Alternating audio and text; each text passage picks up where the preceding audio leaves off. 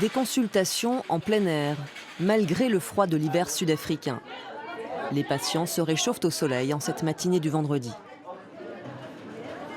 Dernier jour de la semaine et surtout dernières heures de présence dans la gare de Priska du Pelopeppa, le train hôpital.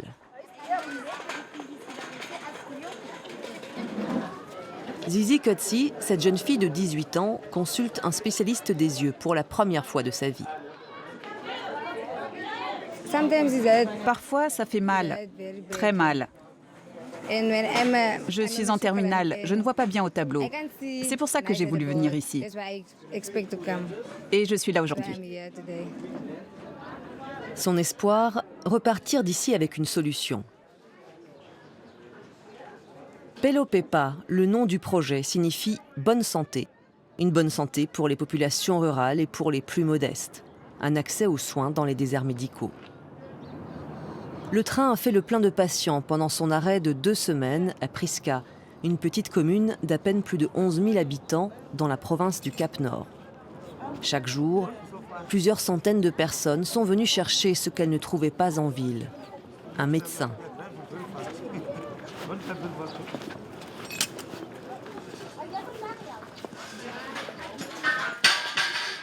Les tentes fixées au wagon sont progressivement démontées sous le regard de Londeka Zulu, la responsable de la clinique des yeux, qui fait partie de l'aventure Pelopeppa depuis 9 ans.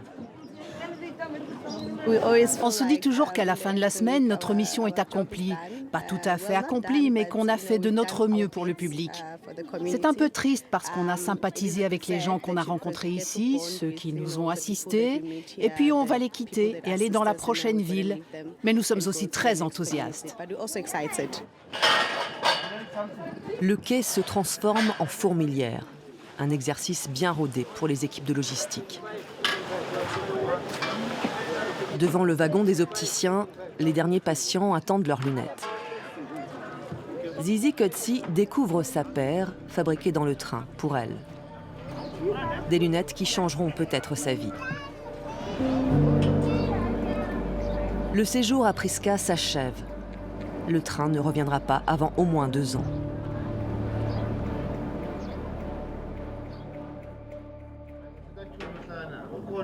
Samedi, jour du départ. La locomotive doit arriver à 10 h pour acheminer les 20 wagons du Pelopeppa vers la prochaine étape, Upington. C'est la théorie. Mais les imprévus font partie du quotidien de Becky Mendlula, le manager du train. Certains sont plus graves que d'autres. Il arrive que nous soyons confrontés à des incidents, à des actes criminels, lorsque quelqu'un vole des câbles ou détériore l'infrastructure ferroviaire. Ça peut mettre nos vies en danger. Le train peut dérailler. Beaucoup de choses peuvent mal tourner, parce que lorsque le train se déplace, il y a des gens à bord. Midi, toujours rien.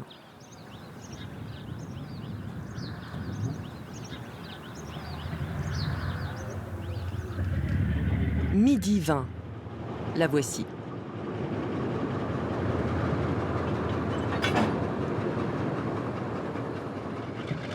Becky est aux premières loges.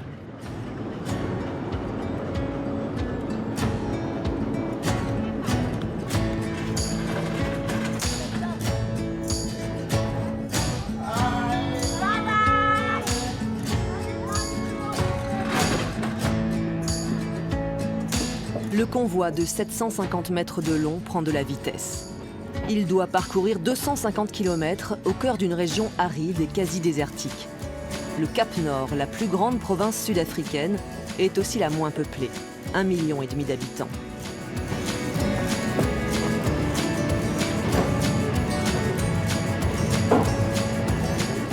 À bord, une vingtaine d'employés permanents.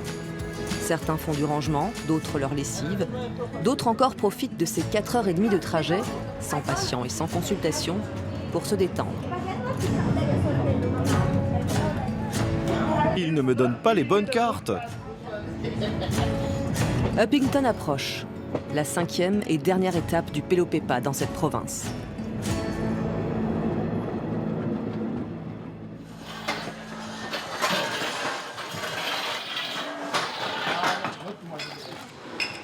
Comme un cirque avec son chapiteau, le Pelopéppa réinstalle ses tentes et remet le train en mode hôpital.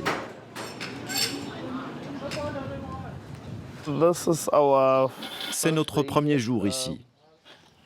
Le matin, nous nous installons pour que les postes de travail soient prêts pour le lendemain. Ainsi, lorsque les patients arriveront demain, nous serons prêts à commencer à travailler. Le projet Pelopéppa, lancé en 1994 par Transnet, l'entreprise publique de fret ferroviaire, comporte un volet soins à la population et un autre volet formation. Le premier soir, réunion dans le wagon cantine pour les 32 nouveaux stagiaires. Des étudiants de dernière année, futurs pharmaciens, dentistes, infirmiers, psychologues, dont l'univers ces 2 prochaines semaines se limitera à ces wagons. Ils vont y travailler, y manger et y dormir. Les gars, il faut qu'il y ait de l'ordre ici. Je suis le manager et j'ai le plaisir de vous accueillir à bord du train Pelopéppa numéro 1. J'ai organisé cette réunion pour que nous fassions connaissance. Bonsoir à tous, je m'appelle Kwena et je viens de Polokwane au Limpopo. Je suis étudiant en dernière année d'optométrie. Je suis venue au Pelopéppa parce que je m'intéresse aux soins de santé primaire et parce que nous n'avons pas beaucoup l'occasion de travailler dans les communautés rurales. Ici, nous avons l'occasion de faire nous-mêmes des consultations, ce qui est totalement différent de l'expérience pratique que nous avons à l'université. Bonsoir à tous, je m'appelle Blest Malungana et je suis originaire de Tsanin. J'ai entendu parler du Pelopéppa, je ne me souviens pas exactement quand. J'étais plus jeune, mais il venait à Tsanin. Mes grands-parents m'en ont parlé. L'histoire de Becky avec le Pelopéppa a commencé de cette manière. Un stage durant ses études en 2009. Il y a pris goût. Il a été nommé chef de la clinique des yeux en 2015, puis manager général 3 ans plus tard. Les stagiaires vont se jeter dans le grand bain dès le lendemain matin avec l'arrivée de centaines de patients.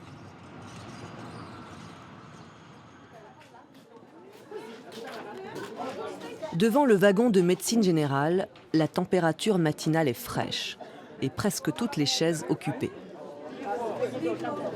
Isaac van der Westhuizen est arrivé à l'aube. Il est 30e sur la liste d'attente.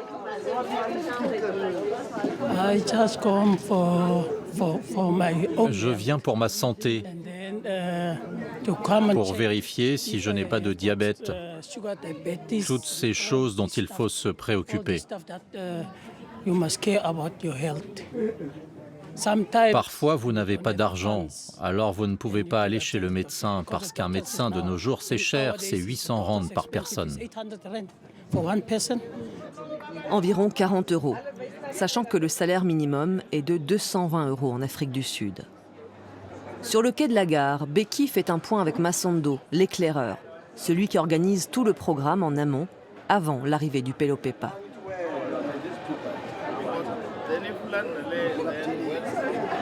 Est-ce que je peux venir? Je peux venir? Quel âge avez-vous? C'est écrit là, 59. Après le questionnaire de santé et avant la consultation médicale, Isaac passe quelques tests basiques. La température, le sucre dans le sang, la tension.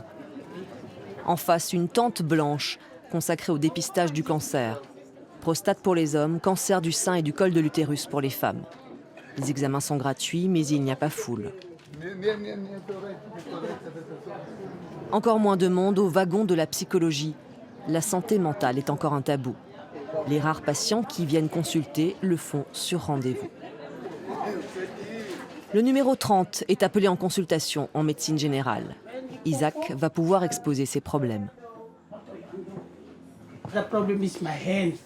Le problème, c'est ma main. Elle me fait souffrir parfois la nuit. Je sens comme des pics à l'intérieur. Je vais vous donner un médicament plus puissant contre la douleur. Comme tous les autres patients, Isaac ne paiera que 5 rand, 25 centimes d'euros pour une prescription, quel que soit le nombre de médicaments. Dans le wagon pharmacie, tous les produits de base sont disponibles, pas de rupture de stock comme cela arrive dans les hôpitaux.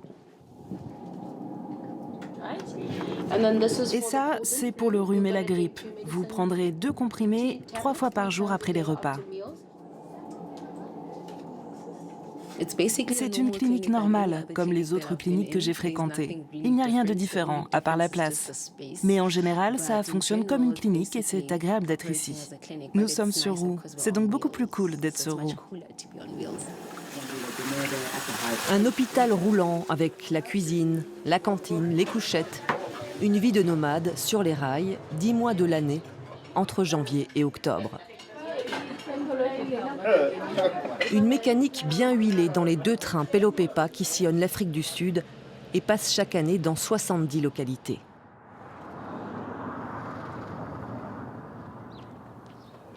Isaac est de retour chez lui, dans un quartier proche du centre de Picton, ni pauvre ni riche. Il a travaillé pendant 25 ans comme ouvrier dans le secteur de l'énergie. Dans un an, il sera retraité et touchera une petite pension. Mais en attendant, il est sans emploi, donc sans revenu. Vous pouvez utiliser cet argent pour autre chose. Vous pouvez par exemple payer l'électricité avec l'argent que vous êtes censé donner au médecin. Là-bas, vous ne payez pas pour le médecin. Ces gens viennent ici et vous donnent des médicaments pour 5 rands. Ou vous donnent des lunettes pour 30 rands. C'est bien. Il prévoit de retourner au train dans la semaine pour se faire prescrire des lunettes.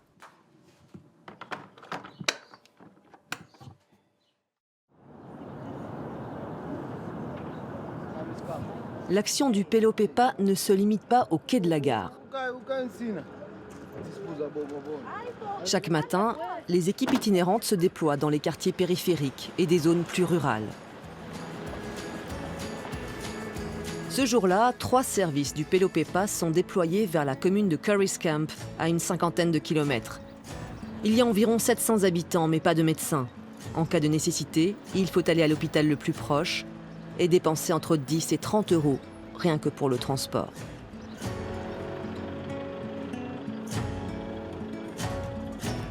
Les équipes s'installent chacune dans une salle de classe. La médecine générale, les dents, les yeux.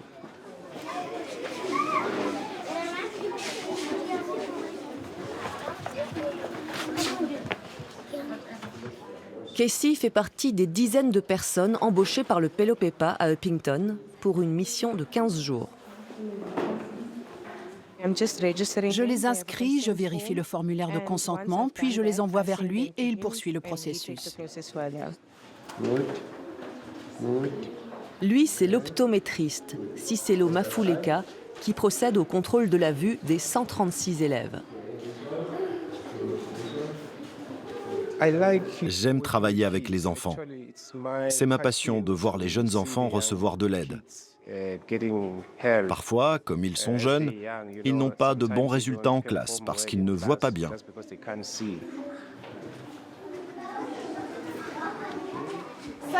Dites-moi, est-ce que vous savez vous brosser les dents? Comment faites-vous?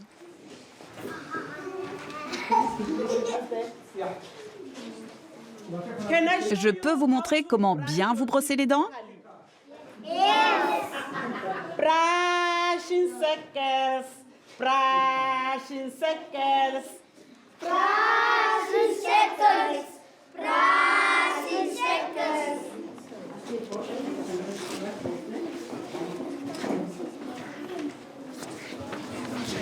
Approche-toi, fais A.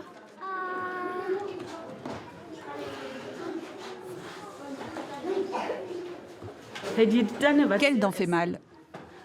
Celle-là ne fait pas mal. Mais tu as quelque chose là. On va t'aider. Tes dents ne sont pas bonnes. Les leçons reprennent. La majorité des élèves va devoir passer des examens de santé complémentaires.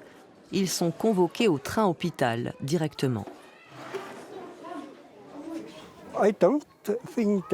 Je ne pense pas que les parents soient ignorants de la santé des élèves. Mais parfois, ils n'ont pas l'argent pour les emmener chez le dentiste ou l'optométriste. Je pense que c'est seulement cela. Le directeur va devoir organiser cette sortie scolaire au Pelopéppa pour le bien et la santé de ses élèves.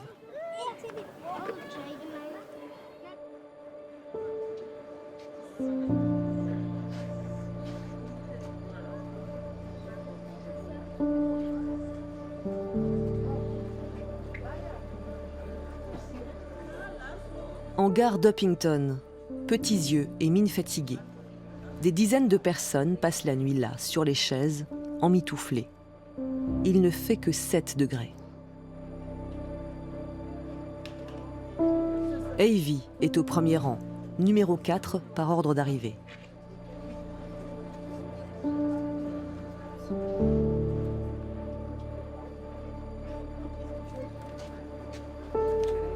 Les étiquettes sont attribuées à 6 heures du matin.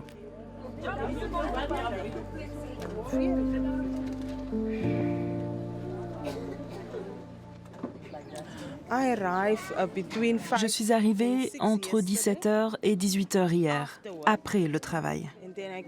Je suis rentrée chez moi pour prendre une couverture et de la nourriture, et nous avons dormi ici la nuit dernière.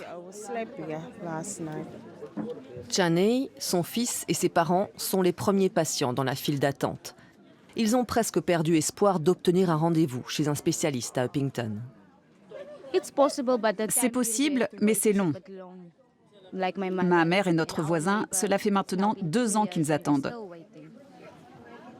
Pas de rendez-vous. Le système de santé est mauvais. C'est pour cela que beaucoup de gens viennent ici pour les yeux. 8 heures, les choses sérieuses commencent. Personne suivante. La clinique des yeux est la plus fréquentée du Pelopéppa, avec 120 à 140 patients chaque jour. Sa chef, Londeka Zulu, se prépare à une nouvelle journée marathon.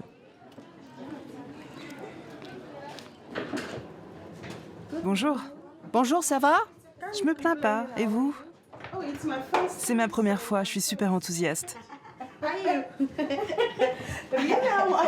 Vraiment très enthousiaste. Mettez votre menton ici. En moins d'1 minute, un premier diagnostic est posé. Ça donne une indication sur la prescription si le patient a un problème de vision de loin ou de près. Mais ce sont des machines, donc ce n'est pas précis. C'est pourquoi il faut toujours un examen complet. Nous prescrivons des lunettes pour 75% des patients que nous voyons. L'examen complet est réalisé par les stagiaires, futurs optométristes, en charge de la prescription détaillée. Quand il y a des gens qui marchent loin, je vois 2 personnes au lieu d'une. Et puis, je travaille depuis 16 ans sur un ordinateur. Alors les yeux, les maux de tête, les brûlures et tout ça. Il ne le voit pas? Il voit ma main? Ok. En quelques jours, les étudiants, comme Blest, ont été confrontés à quantité de pathologies différentes. Les premiers jours ont été dingues pour moi. Je n'avais jamais travaillé avec un si grand nombre de patients auparavant. Mais je m'y habitue chaque jour et ça me plaît. Le choix de la monture, un geste plus que symbolique, une question de dignité et de normalité.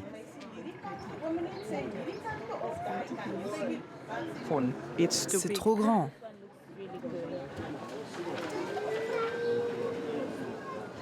Ça, c'est trop noir. Non. Dans la matinée, visite protocolaire. Le maire est arrivé. Becky, le manager du train, lui montre l'atelier des opticiens. Les patients ayant besoin de lunettes les obtiennent le jour même.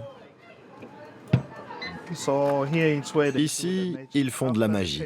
Une fois que les patients ont été testés, c'est ici que nous coupons et ajustons, comme il le fait là. Celle-ci est prête. Elle a été ajustée, la dame a nettoyé les verres, la paire est prête à être remise au patient. Initialement, le projet du Pelo-Pepa a été conçu pour compléter les services de santé existants. Mais de plus en plus souvent, il s'y substitue.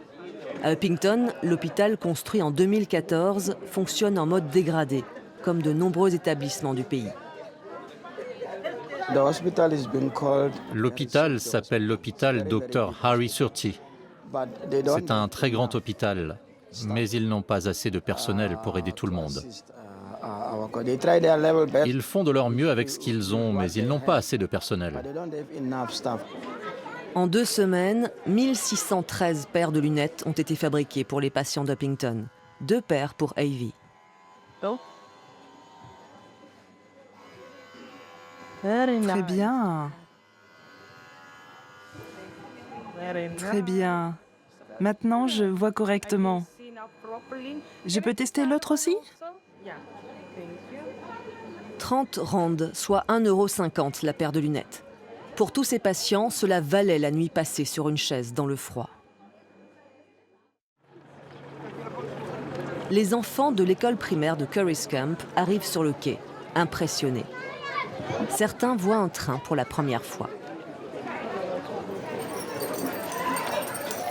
Au même moment, un groupe de détenus de la prison d'Uppington s'installe devant la clinique dentaire.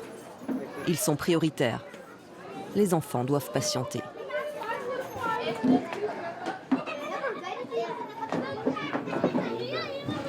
Quand vient leur tour, l'angoisse monte.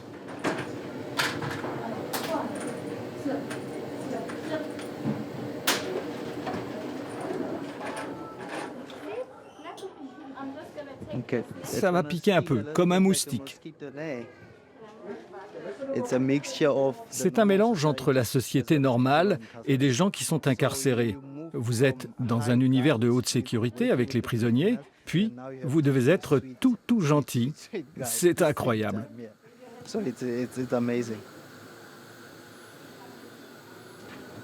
Ça fait mal, maître? Est-ce que ça fait mal? Un peu mal.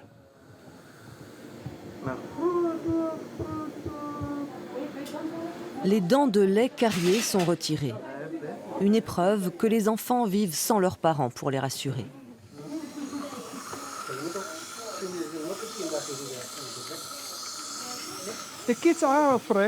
Les enfants ont peur parce que c'est la première fois qu'ils viennent dans un endroit comme celui-ci. Donc ils sont effrayés. Mais un de mes enseignants est là et m'aide. Alors le fait de nous voir les aide beaucoup.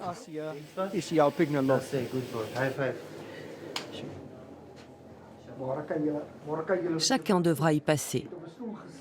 La première semaine à Uppington s'achève avec un sentiment de travail accompli pour Londeka Zulu.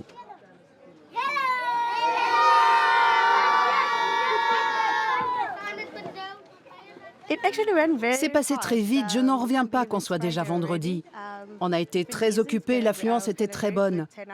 Nous attendons avec impatience la dernière semaine, nous pensons qu'il y aura encore plus de monde. Notre clinique est très fréquentée, les gens dorment à la gare, nous prévoyons donc une forte affluence. Et ce fut le cas. À Uppington, en 2 semaines, près de 4000 patients ont été reçus dans les cliniques du train, plus de 3000 élèves examinés dans les écoles et 464 dents arrachées. Le train de l'espoir, comme l'avait qualifié l'archevêque Desmond Tutu, vient rarement 2 années de suite au même endroit. Il faut donc en profiter. Près de 30 ans après sa création, le Pelo-Pepa est plus que jamais essentiel dans la vie de nombreux Sud-Africains.